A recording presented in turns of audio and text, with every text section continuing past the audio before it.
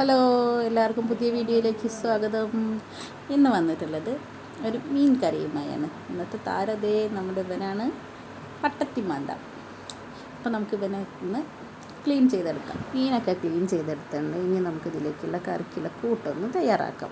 അതിനായിട്ട് 2 തക്കാളി എടുത്തിട്ടുണ്ട്.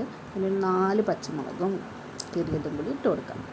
പിന്നെ വെളുത്തുള്ളി, ഇഞ്ചി, പെരിഞ്ചീരകം ഒന്ന് ചതച്ചത് ചേർത്ത് കൊടുക്കാം. ഈ കുറച്ച് ചെറിയ ഉള്ളി ചതച്ചത് കൂടി ചേർത്ത് കൊടുത്ത് നന്നായിട്ടൊന്ന് മിക്സ് ചെയ്തെടുക്കാം.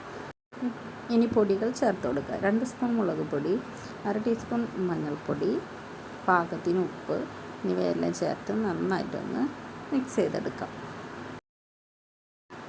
നന്നായിട്ട് മിക്സ് ചെയ്തെടുത്തിട്ടുണ്ട്. ഇനി ഇതിലേക്ക് ആവശ്യമായ പുളിവെള്ളം ചേർത്ത് കൊടുക്കാം. പുളിവെള്ളമൊക്കെ ചേർത്ത് കൊടുത്തിട്ട് നമുക്ക് നന്നായിട്ടൊന്ന് ഇളക്കി യോജിപ്പിച്ച് വേവിക്കാൻ വയ്ക്കാം. കറിയൊക്കെ നന്നായിട്ട് തിളച്ച് വന്നിട്ടുണ്ട്. തക്കാളിയും പച്ചമുളകൊക്കെ നന്നായിട്ട് വെന്തിട്ടുണ്ട്. ഇനി നമുക്കിതിലേക്ക് മീൻ ഇട്ട് കൊടുക്കാം. മീനിന് അധികം വേവൊന്നും ഇല്ലാത്ത മീനാണ്.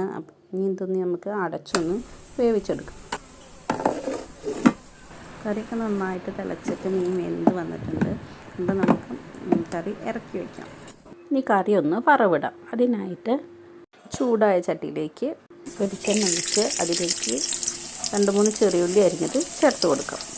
ഉള്ളി മൂത്ത് വന്നിട്ടുണ്ട്. അതിലേക്ക് കറിവേപ്പില ഇട്ട് കൊടുക്കാം. ഇനി ഇത് നമ്മുടെ കറിയിലേക്ക് ഒഴിച്ചു കൊടുക്കാം. അങ്ങനെ നമ്മുടെ സൂപ്പർ കറി ഇവിടെ റെഡി ആയിട്ടുണ്ട്. ഇപ്പം പുതിയൊരു വീഡിയോയുമായി കാണാം. ടാറ്റാ.